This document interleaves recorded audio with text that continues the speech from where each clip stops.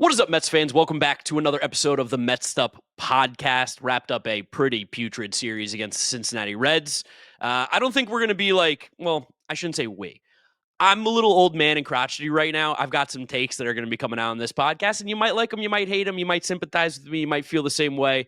I'm just giving you a disclaimer. Crotchety old man mood right now. I just got a lot of things to say. James might be a little bit better. That's the yin and yang of the Mets podcast. That's why you listen to us. But we'll talk about the Red Series. We'll talk about the David Wright retirement ceremony. We'll talk about any other news going on in the Mets world, as well as just conversations about trades and everything at David Stearns and what's going on. You guys know the drill. Make sure you're following us on all our social media at Mets'd on Twitter, Instagram, and TikTok. Subscribe to the Mets'd podcast YouTube channel. Appreciate a bunch of you. I saw a ton of new subscribers when I asked last time. I'm asking again for your subscription. Please hit that subscribe button. We do appreciate it. And if you want to listen to us, maybe you're in the car, maybe you're at work, you can't watch a video, Apple Podcasts, Spotify, Google, drop us a rating, drop us a review, download, and subscribe. James, back in the old haunches back there in Jersey. How you feeling? What's going on? Feeling good. Coming off a nice, wonderful backyard day with the family. Also, really wanted to come on this episode and be able to talk a lot about David Wright in the weekend and being at the ballpark, but we kind of can't really talk that much about that. Or at least we will talk about it later on in the episode, just because there's so much bad baseball to discuss. More of the same stuck in the mud feeling with this team, just the same game in, game out. Horrible setting the tone the first game after the break, playing a disaster shit game on Saturday to honor David Wright. No better way to honor David Wright than just playing very bad baseball, because he had to deal with that his entire career. And then you barely salvage the series on Sunday in a game you don't even deserve to win, really, at the end of the day. So it's just, I don't know. I can't really shake this feeling with this team right now. It just doesn't really feel great. No, something needs to change. Something has to change, because the Mets are now going on, and we talked about this when we were on our way home from the game on Saturday on David Wright. We had our dads with us, so it was good baseball talk going on the subway back to Astoria. They've played about 60 games of being 500 baseball now, where they're not particularly great. And especially over what has now been the last month, they have been horrible. They've not been good. And you look across the board, the offensive numbers are some of the worst in Major League Baseball over the last month. The pitching numbers have gone down quite a bit. We know that there's injuries. We know there's guys coming back. I have a little bit more faith, though, weirdly, in the pitching than I do the hitting at this exact moment, which might sound crazy to people. But I don't know if people realize how bad the hitting has gone. And just specifically in this series, we scored 9 runs in 3 games against the Cincinnati Reds. I mean, Nick Martinez started one of these games. We couldn't get anything going at all at the plate. And it is really, really frustrating as a fan to watch. And it's been a month plus of this now. A lot of it does come back to, I really hate to say, because there's no blame being thrown in this direction, but it does a lot come back to when Francisco Lindor broke his toe towards the beginning of June during that Dodgers series. It does and it doesn't, because Lindor has not been good. I think we can just objectively say he's been pretty bad actually over the last month. Not playing well. I think his average is below 200. We're not an average podcast, but I think the OPS is hovering around 680 if I had to guess over the last month or so since he broke his toe. But we kind of understand what's going on there. The swing looks really slow, whatever. But as a whole, as a team, since June 13th, that was kind of the time when they started to fall off against the Rays, right? That was June 13th was the day. Can you guess where the Mets are in the league for OPS since that time? Where do you think they rank? 29th. Pretty close, 25th. The only teams worse are the Royals, Giants, White Sox, Pirates, and Guardians. There's not a lot of winning going on with those baseball teams right now, especially the Giants have been ice cold. I was going to assume, honestly, second last, but because it just feels like it actually has been that bad. And again, since that day against the Dodgers, that it was that second game that happened. That was June 3rd, I believe, is when he did foul the ball off his toe. Just going to re-click this little game log here in a second. He has a 78 WRC plus and a 624 OPS. Yeah, it's bad. I was close, 680. I gave him too much credit. It's just a bad hitter. When one of the 4 best players on your team would stop the other every day, can't hit for an extended period of time, it is hard to really drive the offense, because I think a lot of the focus has been on the bottom of the lineup, the other guys, us included, doing the classic ESPN, someone's got to step up, who's going to step up. Sometimes you just have to kind of get there with your guys. And the few games that we have won decidedly over this poor stretch, it has been with those guys driving the boat. We're only going to go as far as those guys at the top of the order take them. We've been saying that to you guys over and over and over again this year.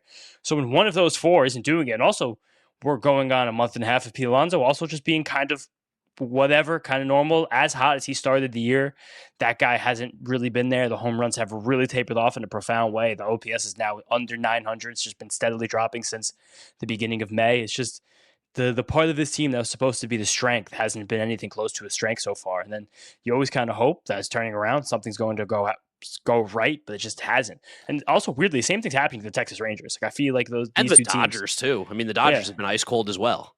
Their shortstop also broken toe.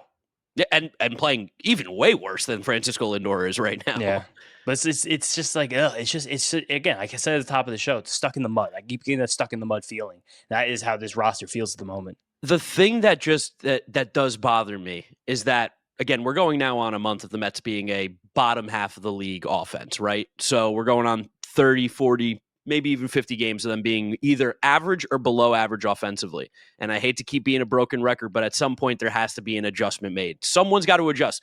And take it away from, like, of course, Lindor's been cold and Pete has been cold, but he still has like an 852 OPS over the last month. It's not the level he was at to start the year, but that is still very much a capable player. Brandon Nimmo's playing better. Juan Soto's been scalding hot.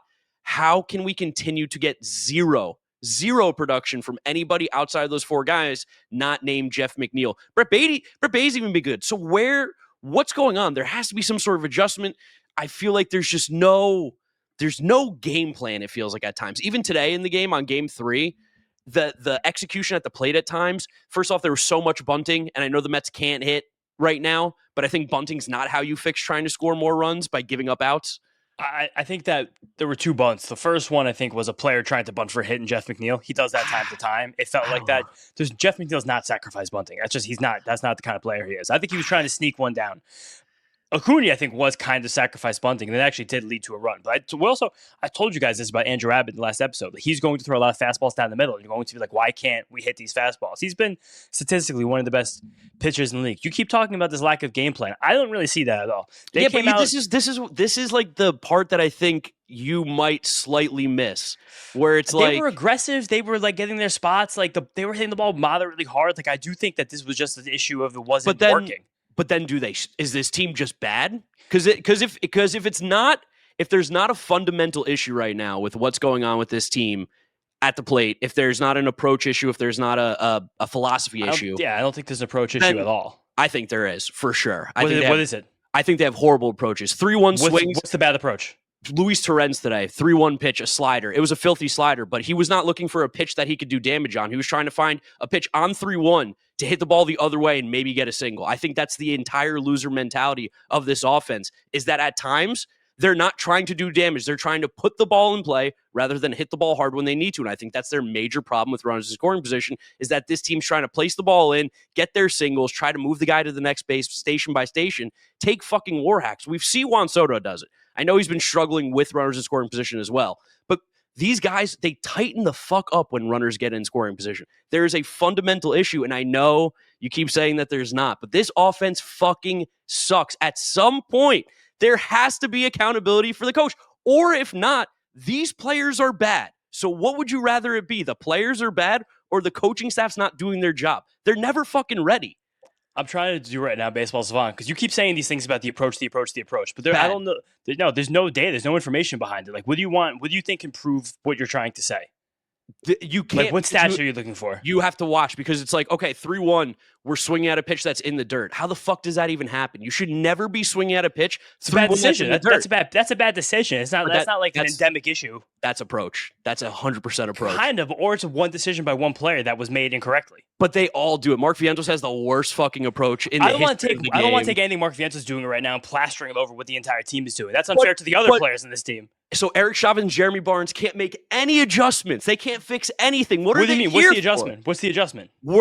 Get into a mental state with this guy. He's fucking broken, and they can't fix anything. He's not hitting the ball hard. His swing is slow as shit. He continues to swing at bad pitches. How is there no adjustments being made at all? Other teams have bad players. They make adjustments. They at least have good at-bats. The Mets' bad players do not have good at-bats. They're uncompetitive. And if they're that bad of players, they should not be on the MLB roster.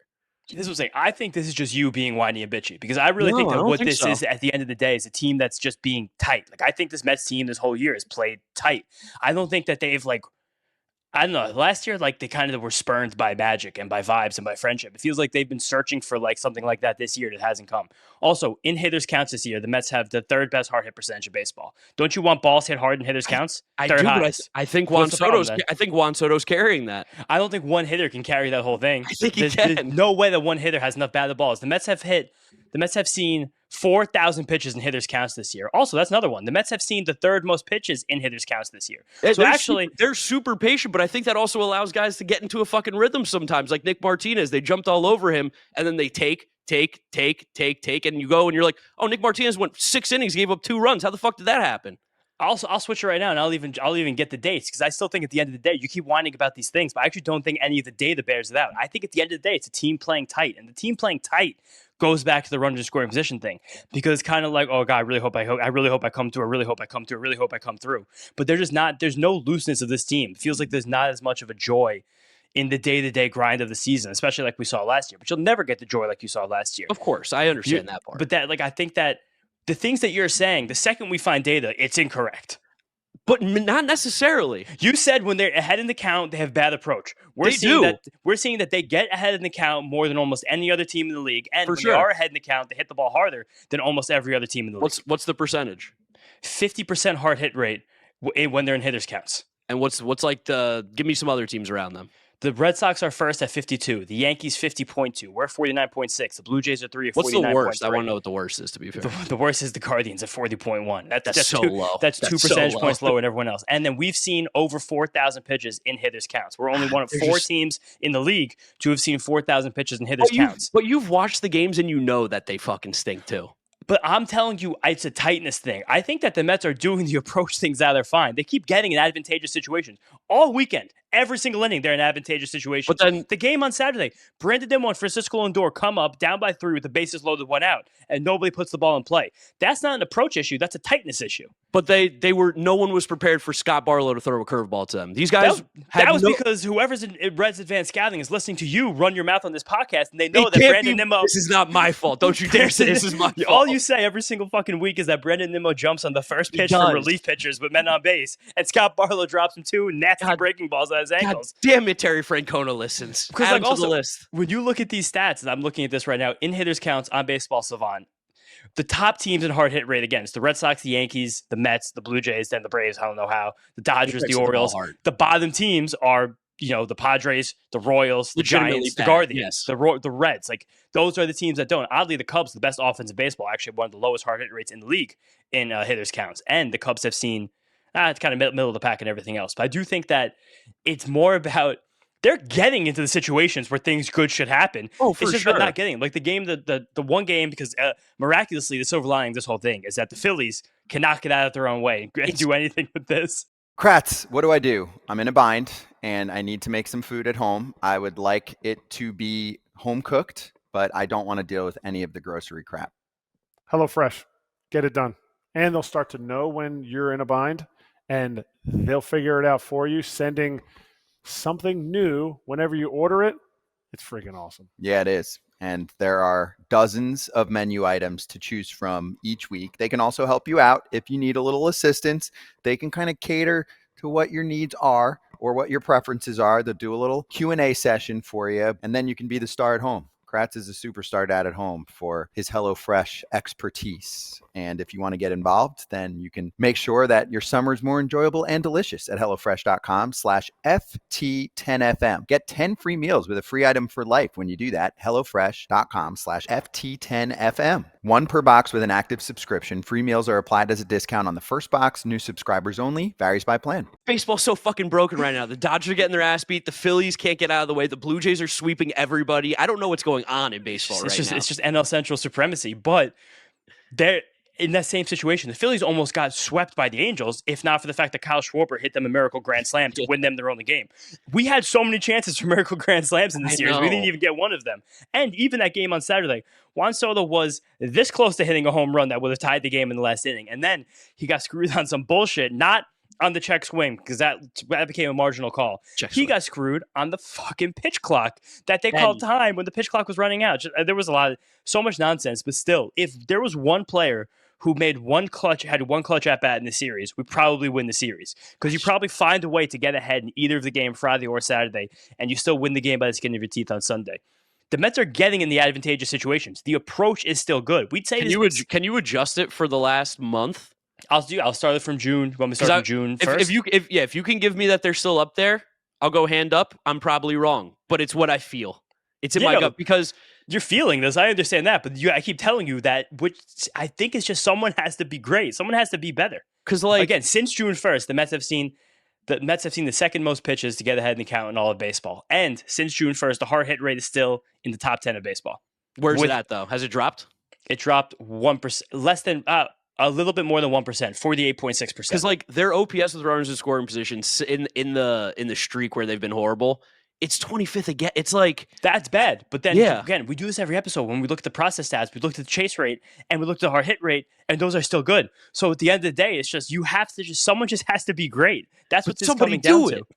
Last year it was Lindor. At the beginning of the season was Alonso. For a while, a couple months ago, it was Soto. But there has to be more cohesion. There has to be more consistency. Also, this is also magnified because we just have to be in every fucking close game. We can't just blow a team out. We don't have these leads. So every time these guys fail, we see it much more readily. And again, it gets compounded by the fact that every day we usually have two guys in the lineup that just can't hit in general. At least two. So all of this happens. Then a game on Saturday where Ronnie Mauricio's played a great defensive third base all season. He has by far his worst game at third base that I've ever seen him have. And that gets magnified because you don't score enough runs. And then because Holmes comes out of the game, it's everything just keeps compounding and snowballing, which comes back to what I've been saying, that they're just playing tight. Carlos Mendoza is managing tight. I think David Stearns is GMing tight. I think the hitters are hitting tight. The pitchers are pitching tight. I just think that this team right now hasn't really loosened up this year to the point that we thought they could have and should have and hope they still do. It's so frustrating. It's just it's a pretty unenjoyable baseball to watch right now. Yeah, it's a grind. It's been a grind watching this team. It is exhausting. Today's game is oh my God. Can we put a run across the board? Can we hit the ball with some authority? Can we put a ball over the fence? It's just... Ironically, the guy who was in the middle of both the rallies, in the first two rallies in this game, was Luis Angel Acuna, who hasn't been able to hit... he wouldn't have been able to hit wall if he fell out of a boat for the last 2 months. And we can't get the swing speed on the double. And as soon as it happened, I texted you. I was I need the swing speed. And Eric Chavez has paid Baseball Savant hush money to make sure that we don't see Luis Angel Acuna swinging the bat harder, being successful. Yeah, just to describe what Mark's talking about right now, every single time a hitter puts a ball in play, Baseball Savant has the bat speed as part of the scoreboard metrics.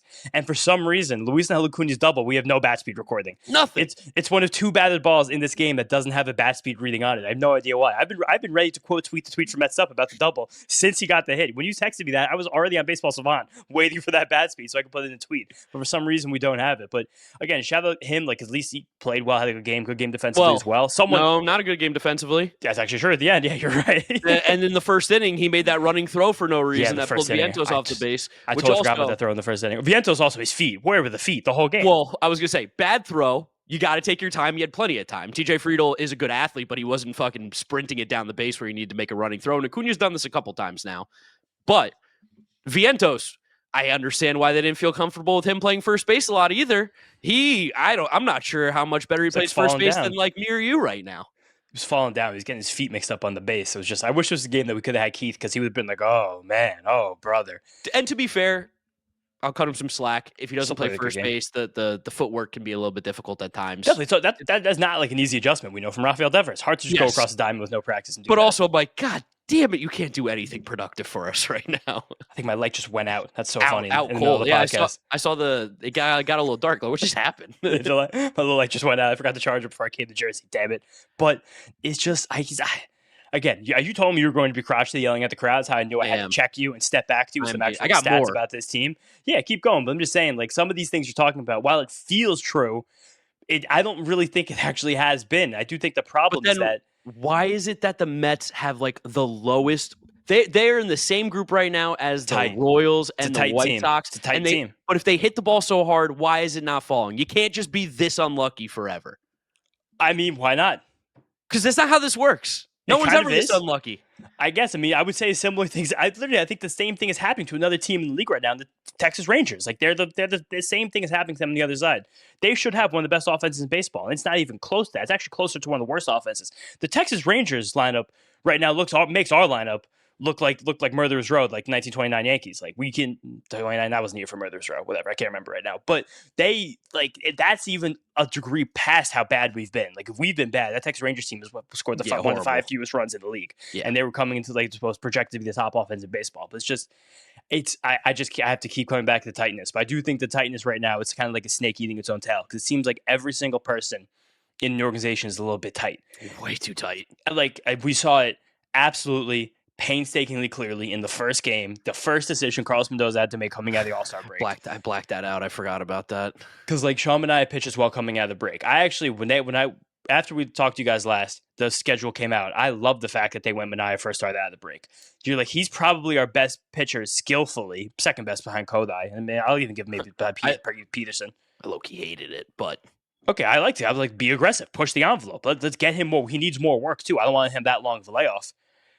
4 innings, the velocity dips down to 90 miles an hour. You gotta take him out. I understand that. 70 pitches, you gotta take him out. Right decision, take him out of the game. And I'll even say this. Putting Alex Carrillo in that game in the 5th inning, I don't think was a disaster decision. I'm not saying I love that decision, but at the same time, that wasn't something where I'm like, this is ridiculous. How can we bring this guy in? Because you do have to bridge the gap from the 4th to the 6th. And at that time, he was facing 8-9-1. Alex Carrillo should be able to get 8-9-1. And he did get 8 and 9, and then he fucking hits TJ Friedl with a damn pitch. It went in a 2-1 count, a slider that was nowhere near the plate. And then Matt McClain hits a fat fastball for a home run. Damn, that sucks. Blew the lead. Hate this.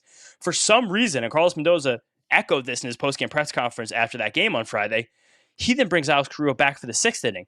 After he just had a half an implosion in the 5th, he's right now at the bottom of the totem pole, and your current relievers in your bullpen, and you bring him back out for the 6th against the heart of the lineup. This is not 8-9-1, because then Matt McClain comes up, and then Carrillo does strike out Ellie De La Cruz to end that inning. Then you're facing Austin Hayes, who's been on fire. Spencer Steer's been on fire. Noelvi Marte, who he's there. Mauricio, that guy's crushing the ball right now. And like Tyler Stevenson, like these are good major league hitters. You're in a 1-run game. Why? Why is that the case? Because then the rest of this weekend, Carlos Mendoza managed, especially Saturday down 3, he uses the best relievers. Yeah. So this is the same thing we've been talking about why is there a disconnect in the way you're managing these games differently. In the same situations, you're now handling them differently game in, game out, which is what's making me upset process-wise. Organization feels disjointed. Feels very... I told you that... Everyone's tight. I told you that Friday. I was like, this is one of the first times in like the Stearns era, we'll call it that, where I'm like, I don't know what the plan is. I don't know what the game decision making is. I don't see the process right now. Feels like the process has been crumpled up into a little ball. They shot it at the garbage and they hit an absolute fucking brick. They hit off the side rim out. Like, there feels like there's no plan. There feels like there's no process. It feels like it is very much flying by feel and seat of the pants type stuff. And we know that is not the way to operate at all. Like this weekend, truthfully, felt like we were watching fucking Aaron Boone like manage his team. Like the shit that was going on. I'm like, really? Like this is what's going on? This is the decision that we're making? I couldn't. That one on Friday was disturbing. I saw someone say that on Twitter. Line of logic about it. It was a disturbing decision for a couple reasons. One, Vientos hitting 2. That's a disturbing decision. There's no world where Mark Vientos, I don't even know if I want 2024 Mark Vientos hitting second in this New York Mets lineup. I know Lindor's been struggling, so you have to mix up the lineup a little bit. I don't want 2024 Mark Vientos hitting second on this team. He hit second. The Carrillo one, when they brought him out for the second inning, he had 18 pitches. I couldn't even believe they brought him out for a second inning. That was a stunning decision. And then the icing on top. It's still like a 2-run game or whatever it is, and we called a third down punt. We're like, third down, you know what? We're deep in our territory. It was a 4-run game at that point. Okay, we went. And Waddell comes in. It was a 4-run game, and it was. But that was because of the second Carrillo inning. Yes, and Waddell was up though early. He was a guy that they were considering using anyway, and I was like, really? Out of the All-Star break, everybody's rested. None of these relievers have been used, and we're going Carrillo, Waddell. How is that the answer? Especially. Again, going back to the post-game press conferences after this game, I touched on what Mendoza said before. He basically said once it was losing by 1, he's like, yeah, we tried to get one more out of Carrillo. Why? This is the first game out of the break. Everyone's rested. And then leaving him in the game, he just totally implodes. He throws a wild pitch. He throws another it was a fastball right down the middle. Tyler Stevenson just blasted to left field. Carrillo goes on the mic after the game, and I thought I really liked and respected his honesty, where he was like, I'm gonna be real with you guys. This is my first time pitching here. Packed house. He said this place was crazy. It's like, I love the fans, I love the support, but I was a bit overwhelmed on the mound. That is a key. Manager, get him out of the fucking game. When Yeah. he gives up a first pitch home run, a fastball, basically down the middle of Austin Hayes to start the inning. And then after that, he walks Spencer Steer on 4 straight balls out of the strike zone after getting strike 1. And then during the next batter, he throws a wild pitch. He's freaking the fuck out on the mound. Don't let this game get out of hand. You're down 2 runs in the 6th, and you're going to get to the Reds bullpen soon. It's like, and also on top of that, I think Nick Lodolo retired 16 of the final 19 batters he faced in that game too, after we put up runs in the first 2 innings. So it's just Mets let him get into a rhythm. We see a lot of pitches. And I can't remember ever in my life watching the Mets that on back-to-back days, you score a run in the first and second inning and find a way to lose both games. I get mystified by that. But it's just, there were so many little things that happened in that game on Friday where I was sitting there being like, how could this be the decision that was made? And it's like, I'd never felt this way about Mendoza at any time last season. This is definitely still not anti-Carlos Mendoza, but it's still just like, it's like, what was the idea here? It's like, why the logic was seen gone. And I shout out Laura Albanese, because she was pressing Mendoza a little bit on the decisions with Carrillo and with Brandon Waddell. I mean, she's taking Tim Healy's seat. That's a great reporter right there. A lot of the Mets reporters don't ask any hard questions at all. It's like, she was like, hey, Carrillo for the second inning. What was the logic behind that? Mendoza was like, yeah, we wanted to get a second inning out of him. She was like, why? With the full rested bullpen now, the All-Star break, she said, like, what was the logic? She's like, he was kind of like played it off. But then she's like, maybe there's something. Maybe they didn't expect Minaya to not be able to get to 5. Maybe when that velocity went down, they freaked out a little bit because, again, he threw an 89-mile-an-hour fastball in that 4th inning, and he was electric in that first Minaya. And then you kind of saw it tick down a little bit. He did start to lose command. The fastball was still getting swings and misses in the zone, though, even around 90, 91, which is where he was a lot of the time last year. He did get up to, he pushed like 94, 95, 96 in the playoffs, like on occasion, but he's a 91, 93 guy, and that's where he was most of that start. He was missing bats in the zone. Like, that was, when I was watching Minaya, I was like, this is the good Minaya. I was like, this is awesome. Like, this is exactly what we want. It's just, even 69 pitches through 4 innings, that's not like super efficient, but it's also fine for a guy's second appearance of the year. It's like, there was no ill will to anything. Pretty efficient, honestly. It's totally fine. He could have easily gotten 6 if he had 100 pitches in the tank, easily. So it's just like, it's almost like they were surprised that they only got 70 pitches out of him, when also that kind of seemed like the plan. And then also, again, on top of that, like, the bats just went completely absent for 7 straight innings. Yeah, just they allow these pitchers to get hot, like get comfortable. Juan Soto, thank God he jumped on that fastball. I was right down the middle that Nick Lodolo threw, and then after that, it was like. So that was the hardest home run Juan Soto's ever hit in his career, 115 miles an hour. And again, I have the stat Lodolo. Pissed, but I have the stat Lodolo because I wrote about it for NBC on Friday. After that, Jeff McNeil RBI single after the Brandon was stolen base the second. Lodolo retired 10 in a row and 17 in the final 19 batters he faced. Which also, can we I understand, I think, what Mendoza and the Mets are trying to do by hitting McNeil a little bit lower in the lineup. I think we got to throw that away. I think we just got to be like, bottom of the lineup sucks. Whatever happens, happens. Don't even it out. Nothing says summer like long days, clutch plays, and firing off a few bets on the game, all with the DraftKings Sportsbook. Never bet on baseball before? It's easy. Pick a guy to go yard, hammer some live odds mid-game, or just ride with your squad and hope for the best. No spreadsheets, just vibes and dingers. Here's something special for first-timers. New DraftKings customers bet $5 and get $150 in bonus bets instantly. Download the DraftKings Sportsbook app and use code FOUL. That's code FOUL for new customers to get $150 in bonus bets instantly when you bet just $5. Only on DraftKings. The crown is yours. Gambling problem? Call 1-800-GAMBLER. In New York, call 877-8-HOPE-NY or text HOPE-NY at 467-369. In Connecticut, help is available for problem gambling. Call 888-789-7777 or visit ccpg.org. Please play responsibly on behalf of Boot Hill Casino and Resort in Kansas. 21 and over. Age and eligibility varies by jurisdiction. Void in Ontario. Bonus bets expire 7 days after issuance. For additional terms and responsible gaming resources, see dkng.co/audio.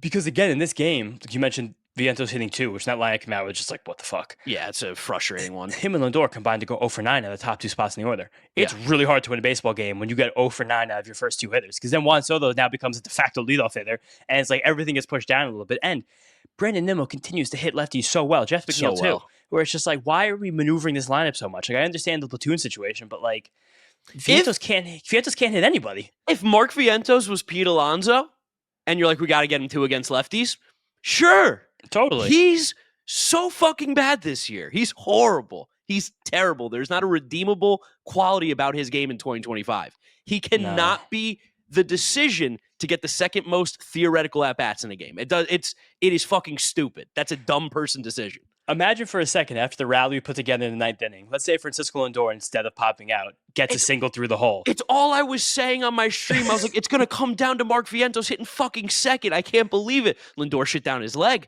But, like, I couldn't believe that it was going to come down to Mark Vientos possibly. Imagine also at the end of April, if I told you Brandon Nimmo would be well past Francisco Lindor in OPS by the middle of July. Be shocking. Well clear of him right now. It's again, it all comes back to, I think, a lot of tightness. Because then again, before we even get to the game and the celebration of David Wright on Saturday, Brandon Sproat has another tremendous start for AAA. He hasn't given up a run in almost a month right now. And it's like, I know that there probably are still some concerns in the organization about whether or not Brandon Sproat can get left-handed batters out. I get that. But we're throwing guys every couple of days like Brandon Waddell. They can't get right. Stinks. He's horrible. They can't get right-handed batters out. So would you rather have Brandon Sproat? And he can't get left-handed batters out either. He can't get anybody out, Brandon Waddell. And this is now an idea that's really permeating the Mets journalists, where John Harper was tweeting about it all night. He's like, Stearns has done this in the past. Tons of teams do this, where like you bring up the prospect pitcher and you let them bite off a little bit of the apple at a time. I think I talk about Bill Walsh weirdly like a good bit in this podcast because that was his take with rookies. Yes. You give the rookies like 4 plays at a time. They master the 4 plays, then you move on. If I don't know, if Brandon Sproat could just follow Minaya or Clay Holmes one of these starts, I think that'd be great. Huge. I really think that'd be awesome because then if you bring him in strategically, so you don't have to face the top of the order until they get around to full time. They pitch 2-3 innings, a 4th inning if they're cruising. Yeah. What I really don't know why. The only shred of logic we can find from that is that if they're actually considering trading them at the deadline. But I don't see that as being even remotely likely considering the options that are available. No, with the options available, I actually definitely don't want to trade these guys because I think that these guys have value to this major league team. I think it can help them win. And I do think there needs to be a serious look at how this roster is constructed. And we got to cut some of the fat. Now, from the bullpen side, I understand there's 5 major injuries to guys that were expected to be in this bullpen pretty much all year long. And I do think people forget that. And the bullpen has been horrible, but A.J. Minter was a major piece that the Mets signed out for the year. Max Kranick was supposed to be an arm in this bullpen. Him and Dedniel, you could share those two together, right? Yeah. Jose Budo's been missing for a couple of weeks with the weird illness that I think he's eventually going to come back from. Probably he's been great this year. As much as like there was that weird little moment with Budo, you look back, he's got a sub-3 ERA. He's been fantastic, Jose Budo. And then Danny Young. I know he's not the world beater Danny Young by any means. And Brooks Raley now is kind of taking that role, which shout out Brooks. Back looked great. Fucking love Brooks Raley. Happy to have him back. Would have been amazing to use him. Yeah, on Friday, in a one-run game. Yeah, it would have been great. That could have been cool, but continue. But like, there's injuries that are affecting this bullpen. Understand it because people are like, it's a AAA bullpen. It looks horrible. We're not denying that, and the Mets need to go out and get guys because of these injuries. But at the same time, I think we have to start cutting some of the fat on this team, or at least bring up the guys that are playing well in AAA. And I'm making a claim that I want to see Drew Gilbert on this major league roster soon. For whose spot? Hot take. I think. We don't know what's going on with Siri. I don't think we need Acuna on this major league roster right now. I think I'd rather have Drew Gilbert than Acuna, and I'd rather have Drew Gilbert play against the righties and let Tyrone play against the lefties. And I think though Acuna, this is very specifically trying to trade him. I think if they can't trade him, they probably do wind up sending him down and being like, all right, whatever. But this is David Stern definitely being a little bit cute, and this is also something that we have to acknowledge because these are things that objectively. In a vacuum, we do like about David Stearns is that David Stearns wins on the edges. As we say all the time about David Stearns, he wins on the edges. These are moves to win on the edges. And then also, the devil's advocate of all this is that David Stearns could be like, this is a team playing a 90-win pace. That's a game out of first place. You know what I mean? So while you're trying to be cute for this full month of baseball, and then I hate that because we know how important one game is in the course of a season, how one game can make all the difference at the end. It all still is working inside of the spectrum of what we want it actually to look like and how we want it to go. So there are 2 sides of this coin. Yes. The same thing that we like about David Stearns now when it's nut cutting time and our feet are against the fire. Now we're starting to kick and scream and freak out about it. Oh, 100%. It's a little bit about us being like, all right, take a deep breath. Let's get to the fucking trade deadline. Let's actually see what this looks like. I do think that that's an important date in this calendar to acknowledge. I just can't see through it. I can't see through it right now. I'm seeing fucking red. Like, I love Tyrone Taylor as a player. I don't know how many more times I can see him take at bats 5 games a week. Like he looks so bad. Again, love Tyrone. He's a great defensive center fielder. Fantastic. Awesome. Phenomenal. So good. He should be in the 8th and 9th inning every single time when we know he's not going to get an at-bat. And he's fast as shit, so he can steal bases. Great base runner.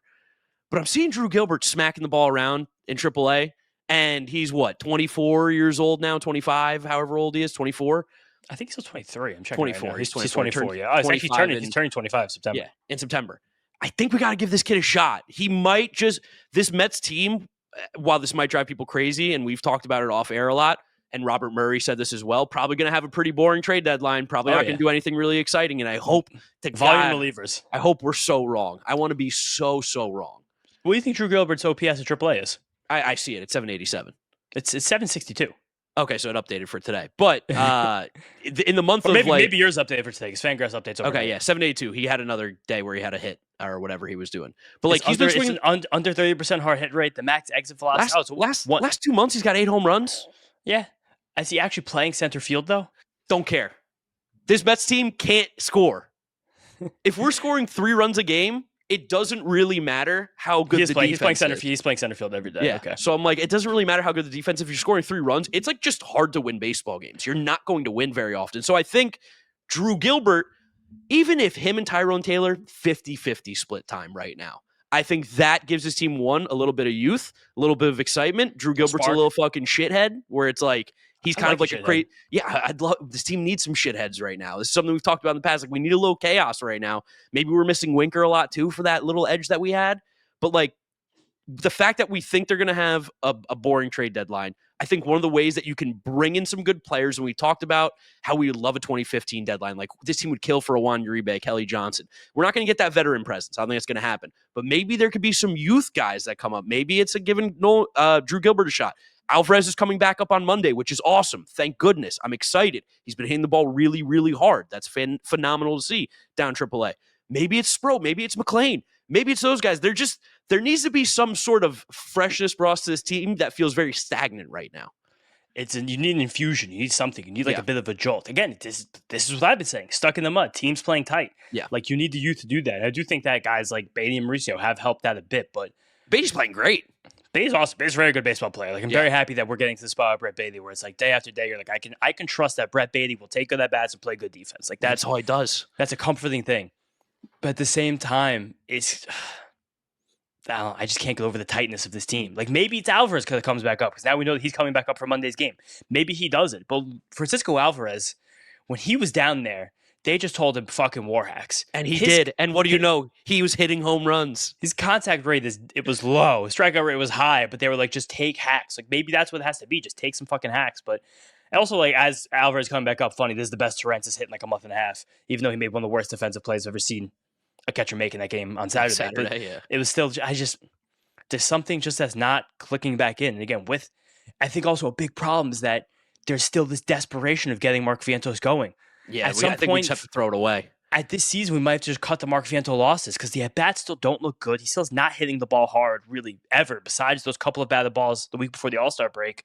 And then he's still hitting a prominent spot in the lineup every single day. And even it's not even like he's splitting up the righties and lefties. Like in the game on Saturday, he hits fifth in between Pete Alonso and Jeff McNeil. It's like, I'd much rather Jeff McNeil hitting in that spot. Like, every single time he comes up, I'm like, he doesn't strike any ounce of fear into the opposing teams. And his you talk about so slow, and the teams are just like fastball, fastball, fastball, fastball, and then he's like he fouls it off, and he's like, okay, I think a fastball might become the curveball in the dirt, and he's fucking 100 feet, not even close to it.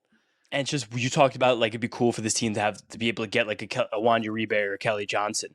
That's Mark Vientos' roster spot. Yeah, no, I know but that's where the stuckness is, where it's like there's a player 26 roster spots are so precious, especially when only 4 of them are used on bench hitters. So when there's someone that doesn't have versatility and is not bringing so much to the table right now, it's just not as hard to find his. I don't know what he's doing. He did drive and run that game on Saturday, one of the 2 runs. So I guess maybe it'd be a little hard for that specifically. Whatever. Anthony Volpe hit 2 home runs the other night too. So I mean, Vientos hit the single in the first. Like, what am I gonna say? Vientos and Beatty drove in the only runs, and David Wright say, like, really go figures. But there's nothing you can do with him. I don't, again, like similarly to how I feel about this team, I can't see how he gets out of what he's doing right now, besides being a different person than he is.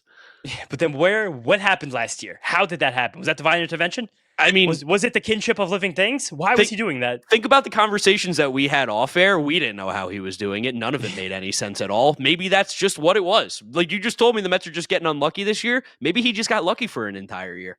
Yeah, maybe, but also he was hitting the ball much harder. He was swinging much harder. Like the barrel rate was very high. Well, I hate being right about this. He didn't have a good year last year, James. Didn't you know that? He had 260. I want to see you hit 280. It's such a good fucking year last year. You should have won the Silver Slugger. But someone just has to find a way, because even this game where you play like shit, Mauricio makes the error. Like Clay Holmes gives up a bunch of dinks and doinks as he always does. Still pitches still pitches a fine game overall. It's just literally a lot of bullshit. And then Reed Garrett even got the ground ball he needed. Mauricio just threw the ball wide. Yeah. Then the cue shot goes down to the right field corner afterwards.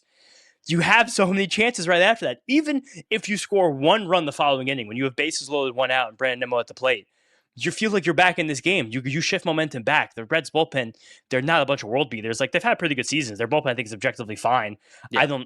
None of these guys strike fear into me. And you push Emilio Pagan to throw 45 pitches in the first 2 games of the series, and 2 games that you weren't even really close to winning at all. It's like you should have been able to jump on these guys a little bit more so, but it's just you can't scrounge up and get that momentum back. Just can't do it. And then Juan Soto was inches away from hitting a home run in the ties game last inning. Those are just the breaks. But that's baseball, Susan, I guess. I don't know. I'm so frustrated. I'm so frustrated watching this team. It feels like Groundhog's Day over and over again. It's just like, do the same thing. Hopefully it works today. It didn't work today. Okay, let's try it again tomorrow. Oh, it didn't work today. It worked on Sunday, though, because they won, even though they scored 3 runs. But it's like, I think there's an objective problem somewhere. I like to blame Eric Chavez and Jeremy Barnes. Those are my favorite scapegoats. I want them gone. And I'm going to continue to do that until they are, especially because they're not Stearns guys and they're not Mendoza guys either. They were there from the past regime, so I don't know why they're still here. But that being said, the Mets are playing like shit. Just terrible. And also, Gary had a great comment, too, about the game on Sunday. Also, they're getting crotchety. Gary, Keith, and Ron are getting crotchety. Howie's getting crotchety. These people are watching these games every single day. I'm so positive. I'm so fucking crotchety. Me and Gary are like this. Gary, I always say, Mark Lino, Gary Cohen, just like this. Just like this. He said that the Mets haven't had I forgot it now. I should have wrote it down when I was watching the game. The Mets haven't had a pitcher like getting out in the 7th inning but that wasn't David Peterson since like May or something. You know what's crazy is I feel like we really do hyper focus on it, and I don't even think that's even close to the problem. I don't think so either, but I do think it's like that is how this bullpen thing looks worse and worse day after day. But also, again, especially because 5 guys are hurt that were supposed to be here. And we also get into this game and Reed Garrett gets pulled with a man on first and 2 outs. I thought that was a kind of another tight move by Carlos Mendoza. Reed Garrett just got 2 guys out, and then I think did he hit McClain? I forgot what happened exactly in that 8th inning. I'm pulling up the game log right now, but that was a situation where I was like, really? Like now? Oh, he walked Matt McClain. Yeah, but like I was like, now he's going to Diaz with a man on first, who is going to second if Diaz comes on the mound, and then Diaz hit him and brought in the run, and then we couldn't use Diaz in the 9th, and it was up to Stanek, who got a splitter whiff today. He did get another splitter whiff today, and he got a couple of fastball whiffs. But also, like the first ball of the inning, I thought was going out. When it went to the fence, that looked so gone. When Noel Marte hit it 407 to the 408, I was at the game with Ernie, and I put my hands in my head. My head in my hands. I was like, oh my god, that ball's fucking nuked. But again, this is another thing with the process of Mendoza, where it's like, first of all, okay, like the game you're losing on Saturday, you bring in a lot of your better relievers. Now the game you're winning on Sunday, you bring in the better relievers again, but now you don't trust Reed Garrett to get through the good hitters. And then after Edwin Diaz gets into trouble, he did look like he freaked the fuck out. I mean, freaked out. The walk and the hits batsman to let the game tying run come in. He gets back, he strikes out Stevenson. You were willing to give him a 4-out save. Now you don't bring it back for the 9th. Yeah. And give Ryan Stanek, who's been giving up runs left and right. Like it keeps going in a circle. I'm like, why is that the decision that's being made? I can't see the process anymore. No, that's my honest, truthful biggest issue. Both sides, everybody involved. I don't see the process right now. Shout out Juan Soto, because that's what great players do. When he came up to begin that 8th inning, he drew a tough walk. It wasn't really a tough walk. He just took a walk. That's what Juan Soto does. But it wasn't a lot of tight pitches. He ran the bases well. I thought there was a chance he could have scored in that McNeil double, but I also was happy for him not to push it. I think when Ellie caught that ball, Soto was just turning third, and Ellie De La Cruz has the best arm in baseball. So a howitzer. But then Luis Torrens, who's had really good at bats the last couple of days, even going into the break, he fights a long at bat, Yes. foul balls, long count. He hits that ground ball, and Soto just pops off. And there was someone who put it on Twitter that Soto on that run had 93rd percentile sprint speed on that run from third to home. What? Yeah. Holy shit, he was flying. I know, it's incredible. I'm going to get his name right now. I'm going to find this tweet because it was such a good tweet. But I was like, that is, yeah. And Antonio Slater. Juan Soto had a sprint speed of 28.4 feet per second on this play, and it was the clip of him beating the throw home. That's a 93rd percentile Major League Baseball. 28.4? 28.4 feet per second. I don't know if that is the 93rd percentile.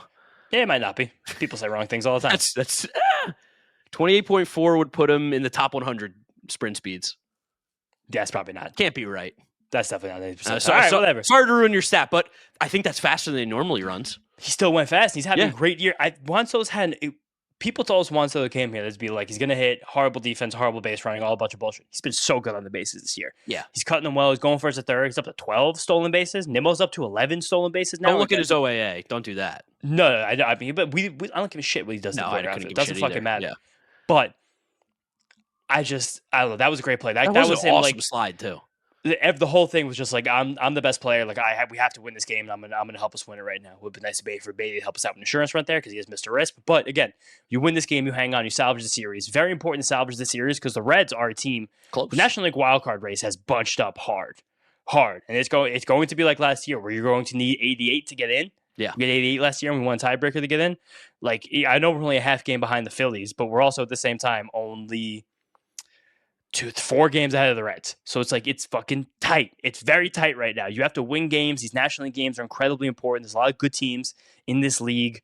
Fucking Marlins are 7.5 games out. My Miami Marlins. But I'm just saying, like, you gotta to have gotten swept this series would have been a cataclysmic disaster in terms of the rest of the season could have held. Yeah, the And Reds would be half a game back of us if no, we lost today. We would have had 45 losses. They would have had 47 losses. Still 2 games back. But they went from a 2 to a 4. It's a huge difference in the standings. Yes, yeah. Oh, 2 to a 4. Yeah, you're right. Yes. So okay, these National League games are very, very important. So just think a sweep would have been a fucking disaster. And I almost thought perhaps this game that we kind of deserved it. Peterson did really well to like absolutely just lock in, settle in hard in the middle. Brazelbaum looked good. Reed Garrett again. I don't know why he had to get taken out in that moment, but whatever. It's every single game. I can't really track or figure out what Carlos Mendoza is going to do, and that's the part that's scaring me. Did we give him a little too much credit last year? But the whole thing with him is like, just be the vibe guy. And he was the vibe guy, but now the vibes are gone. Like, why can't you have to try and reignite the vibes? You were the vibe guy. It's all a little fucking tight. It's just the team is tight all the time. And I don't know how they loosen up. All right, let's change the topic here. Let's talk a little bit about David Wright retirement ceremony. We were both in attendance for it. Yeah. It was pretty cool. I mean, my hot take is like, I think maybe retirement ceremonies are a little overrated. I enjoyed it. I shout out David Wright. I'm glad he got his day. He deserves it. It's nothing about that, but I will say the experience at the stadium I thought was completely fine. Is that a hot take to say? I think that you get that take because we've retired a lot of numbers the last few years. That might be it because number retirements are like supposed to be a special thing that happened every so often. We've retired 4 numbers in 2 years, and I think the tightness of the 5. Okay, I keep forgetting about Kuzman, but No, I think that I was going. Oh, you're going Willie Mays? No, I was going Keith, Willie Mays, Daryl, Doc, David Wright. That's 5. And I mean, Willie Mays wasn't a number retirement server for Willie Mays. I think that's why I don't consider that. Yeah, They did retire his number, but it wasn't like a day devoted to Willie Mays. Correct. It was like a moment devoted to Willie Mays. But again, I totally forgot about Kuzman. That's my bad. I'm sorry to the Kuzman family. I do love Jerry Kuzman. Doing it a lot in quick succession doesn't happen very often. I do think it's smart that they did do it because the Wilpons were just some cheap fucks and they didn't do it forever. Also, at times when they should have happened. That when David So Wright we booed. mentioned the Wilpons that everyone booed, my dad was like, "You think he's going to mention the Wilpons?" I'm like, "He's going to get booed." Yeah. Well, not him. They're going to get booed, and he did. He cracked a little smile about it too. Which instantly is funny. booed. I was like, that was one of my favorite moments.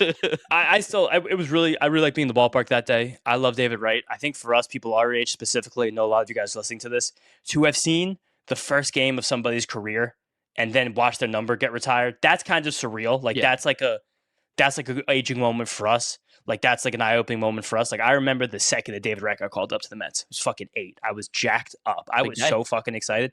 I also I have a funny David Wright story. I went to like the 3rd or 4th game of his career, And at the time, I was in the Mets fan club for kids because, of course, I was.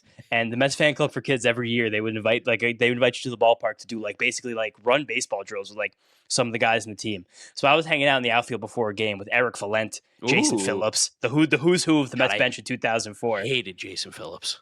But I was still jacked up because I got autographs from baseball players. I had this little ball and I was going around. And then I was in the Mets fan club for kids. I was doing drills in the outfield. I wanted to see batting practice. I was I wanted to see David Wright. My dad's like, of course. We go down by the dugout in the old Shea. You go right up there with those orange railings. And we're watching them take batting practice. And then Wright comes up. And there were no Nets back then. So we're talking. We're trying to get ball signed.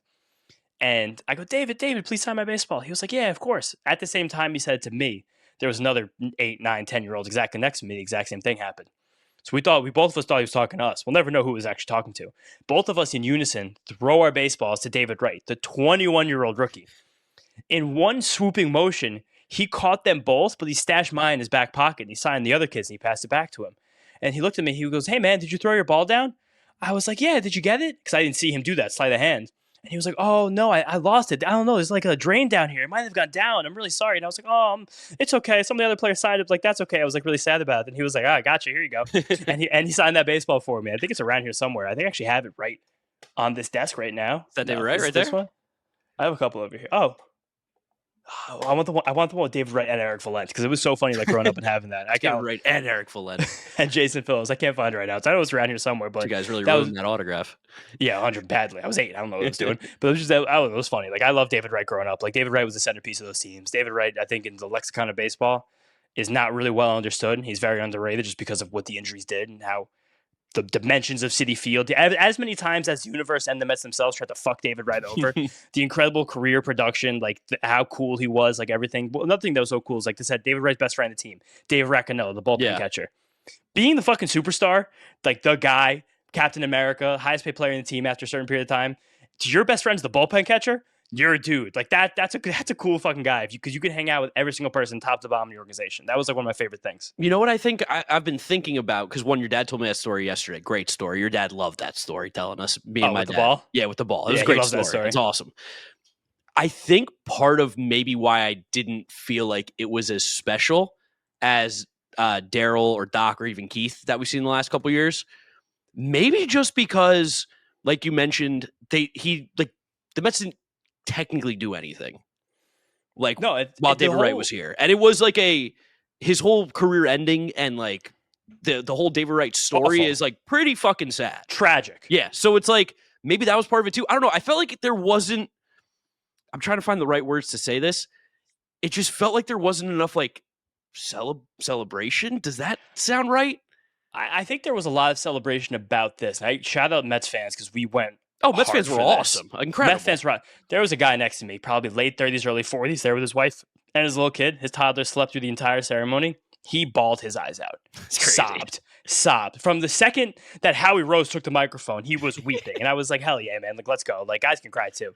But I think that the whole problem is that the whole David Wright story is just such a fucking tragedy. Yeah. It sucks. And that's also what I get the overwhelming feeling every time. Watching that documentary on Friday night. Shout out Joe Kraus and the whole SNY team and everyone who worked on that. I was just God damn it. This even hurts worse than I remember. Because, not only 2006, the best chance we wound up ever having, you lose a series you never should have lost to, a team you never should have lost to. 2007, the worst sports memory I think I'll ever have in my life. 2008, another really good team, blow it again. 2009, completely fall apart at the seams. And then it moved to a new ballpark that ruined your best players and all of his skills. And then he can never get a good team around him. You get a good team around him, degenerative spinal issue, has to retire soon thereafter after a World Series that you also should have fucking won. It was just rehashing all that. I was how the fuck was this real? Maybe that was that. How did the Mets have a generational player, an absolute surefire Hall of Famer, and every single fucking thing went wrong? A lot of it their own doing at every single turn, every step of the way. Yeah, I don't know. I was glad I was there, and I'm glad I got to bring my dad to the game as well. That was cool, and it was a cool moment. Same. But I felt and maybe this is just the nature of number retirement, which is possible. Maybe they're just cool moments, and that's kind of just all it is. It's not something that I'm what the fuck were you looking for? I don't know. I feel sometimes you're expecting this some special feeling, this bigger feeling. I didn't get that feeling. I see. I have the opposite because because we were at the Keith one. We didn't go to Doc or Darryl last year. Also, I don't think I'll ever forgive the Mets for retiring Doc's number on a rainy Sunday in April. Yeah, it was crazy. But this was the first one I actually did feel kind of a part of. And also, it was cool on the ballpark that day. I was wearing my Kids XL David Wright jersey. Yeah, no, that was awesome. Fucking 11. Like, the fact that everyone out there, a bunch of dudes like us in their late 20s, early 30s, were just rocking old David Wright jerseys. You saw frayed numbers. You saw the old Reebok insignias. It was the Modell special. Majestic. Shout out the old All-Star Game jerseys, which were awesome. Yes, so many cool ones. Why were there so many All-Star Game jerseys? Was that a big thing that we missed because we were kids?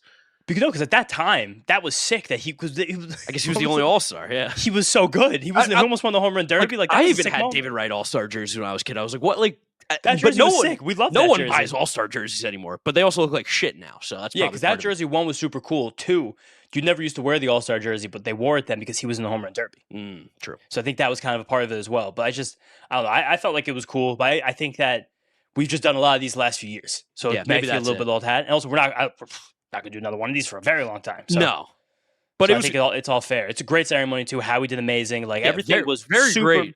Super well done. Yeah, super good job for David and deserved his day mightily. I don't know. I might just be like turned off the jersey retirement ceremony again, especially because, like you mentioned, it was sad. It felt more sad than so celebratory. Fucking sad, but everything about it is sad. Keith and Daryl and Doc, like those guys coming out, like the cheer is like remember the fucking good old days. And David Red's like, oh, like David's like, fuck. Yeah, it was like, oh my god, this hurts. Like, god damn it, man, you should have retired like 2 years ago. Like, what happened? Like, there was so many things that, and also like even the nature of the retirement with the Wilpons, with the insurance that David Wright even touched on in the documentary. It's just like the whole thing was like you watch the Carlos Lee play, you're just screaming at your TV. You're like fucking Walter White. Hank, no! And it's like, don't dive. And then I'm sure also the fact that the Mets again shit down their leg in that game too definitely did not help.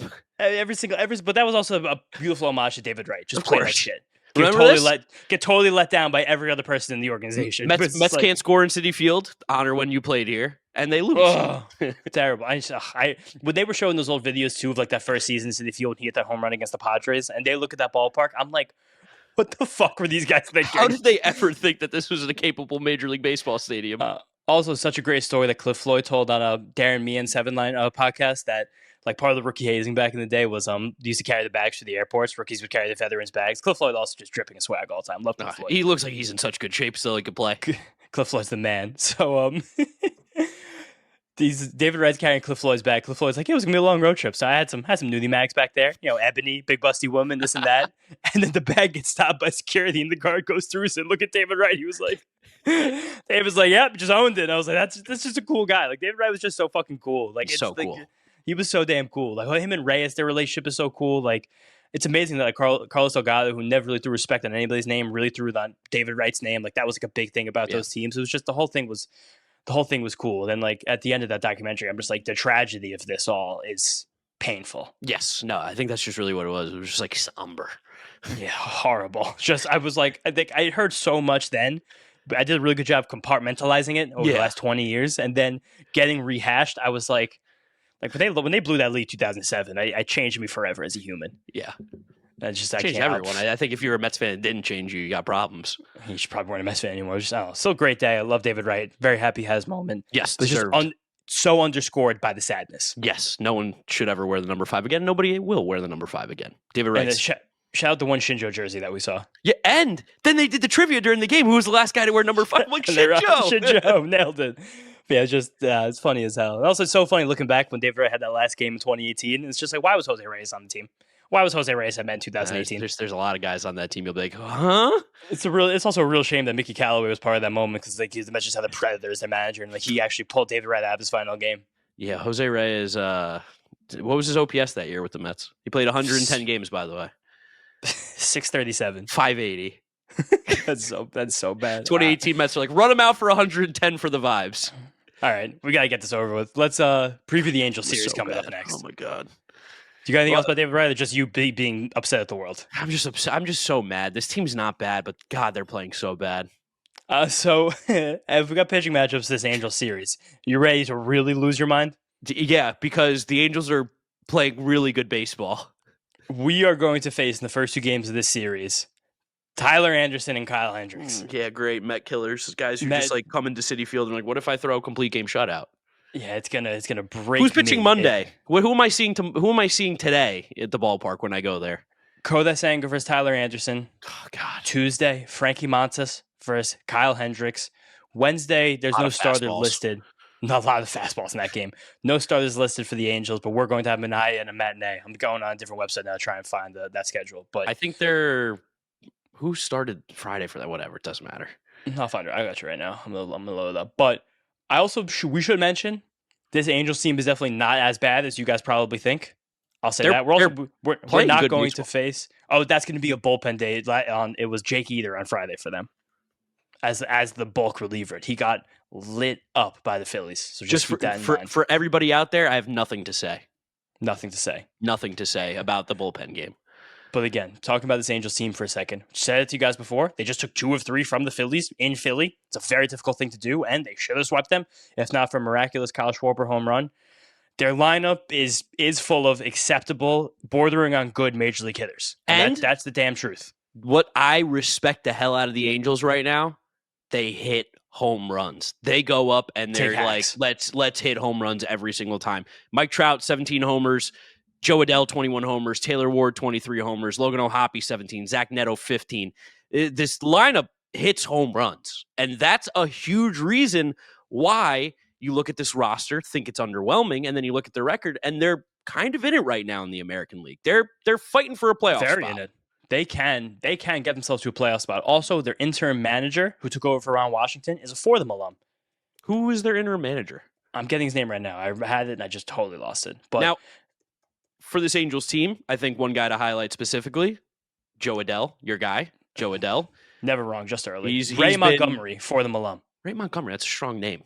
Yeah. But Joe Adell's been smacking the baseball. He's going to strike out a ton. That's his thing. But if you hit 21 home runs in 90 games, I don't really care how much you strike out. Yeah, he's also, the strikeout rate is 24% this year. Oh, that's much lower than it's been. It's barely league average. Yeah, last year was 28, and this year it's down to 24. Joe Adell, it's a great lesson. Just you don't quit on guys with elite tools. Top of the league bat speed, unbelievable raw power. Was literally deemed the next Mike Trout at one point when he was a prospect because he was a freak athlete and hit the ball super hard. That's not fair to anybody, ever. No, never. But Joe Adell has super turned the corner this year. He looks like actually a legitimately quite good baseball player. He could still run well. Again, he hits the ball ridiculously hard. His emergence has kind of tied this lineup together because Trout being healthy helps a lot. Nolan Shanuel, as much as you hate him, is just a consummate 2-hitter. Guy's a 760 OPS. While he doesn't hit the ball very hard, he finds his way on base all the time. Zach Neto is a dude at shortstop. Taylor Ward is ball player. Taylor Ward's one of the most underrated players in baseball. I'll go out on a limit. I'll go out and say that right now. He's going to hit 35 homers this year. He's just awesome. Yeah, he's like 110, 120 WRC plus for the last 5 years now. And fun story about Taylor Ward. I've got a personal story to share with the podcast. Jabari Blash, friend of mine, former Major League Baseball player, played for the Angels. I went to go see one of his games after he watched some videos of me, like reacting to him and stuff like that. It was a deep meme on my channel. Went to a game in Chicago to go watch the Angels play the White Sox in what was, I believe, Ohtani's rookie year, which is kind of crazy to look back at now. It was this close to Shohei Ohtani. I had no idea at the time. Jabari Blash is like, there's all these issues, can't get on the field for BP. I'm talking to him. He's like, let's go to the Cheesecake Factory after the game. We'll go get dinner. We'll hang out. I'm like, holy shit. This is so sick. I'm going to go hang out with a Major League Baseball player, have dinner with him, and like shoot the shit. We were in there for 3 hours. Taylor Ward comes up to the table, starts talking to us when he's a rookie, still kind of breaking out from being a catcher. And Jabari Blash and Taylor Ward, again, to this deep conversation, Taylor Ward tells me, he's like, Jabari Blash is my role model. Like, this is the guy I look up to. He's the nicest guy ever. And Jabari's like, yeah, I've like been a mentor to him. Like when he was young, this guy's a good ball player. He may not know it now, but he's going to figure it out soon. And Taylor Ward's carved out a very nice Major League career for him. So shout out rookie Taylor Ward when he was there and he was struggling. Big fan of Jabari Blash's. Totally. And that's a really good story. I never even knew that. You never told me that. We are lucky in this series that we're missing the best 2 pitchers in this Angels team, Jose Soriano and Yusei Kikuchi, both having quite good seasons. Yeah. Kikuchi much more so. Soriano's a demon. And then if we're going to get probably a bullpen game, so we can keep our fingers crossed for that. This Angels bullpen is pure, unadulterated chaos as well. At the back, somehow, Kenley Jansen just continues to be one of the best closers, most reliable closers in the league still. He's given up like 1 run since the middle of May.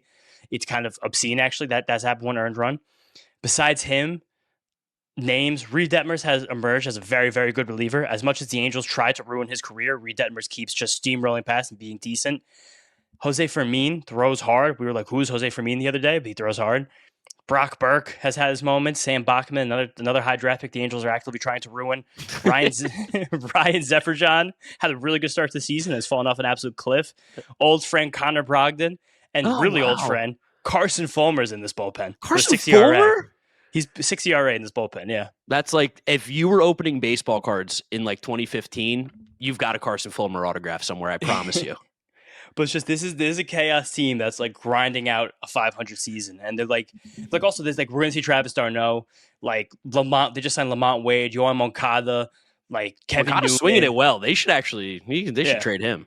But this is they don't trade him. They're going for the playoffs. Like this is an absolute chaos baseball team, and they play like it. So just get ready for chaos baseball. And keep in mind, they just took 2 out of 3 from the Phillies in Philly. So this team can very easily win a series against you in your home turf. I will tell you right now, if the Mets played like they did against the Cincinnati Reds, they will not just lose this series. They will be swept because you can't score 3 runs a game against this Angels team. They're going to hit 3 home runs. It's going to happen. You got to be able to play. But I think that worst case scenario is going to be pretty. I'm going to pick my.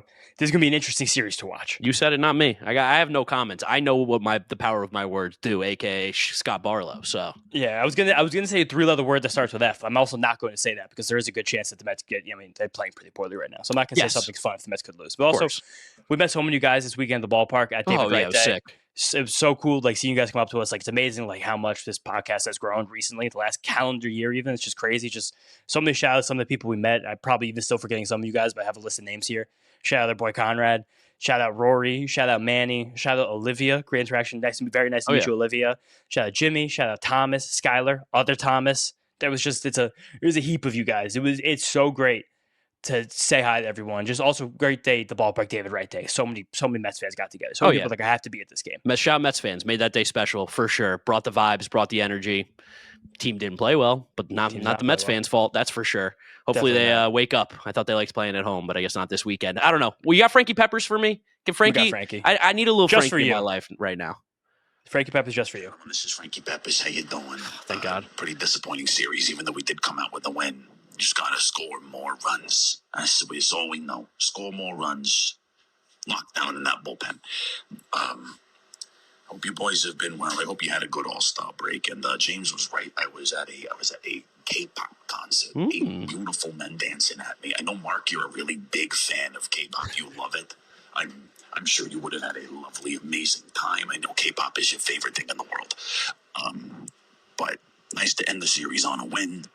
Let's keep the momentum going. Beautiful to see David Wright's number retired. I cried during his speech. I'm sure everybody did. It was beautiful, and let's keep winning for David Wright. All right, boys, take care. Let's go, Mets. Talk to you soon. I can't talk. I'm sorry.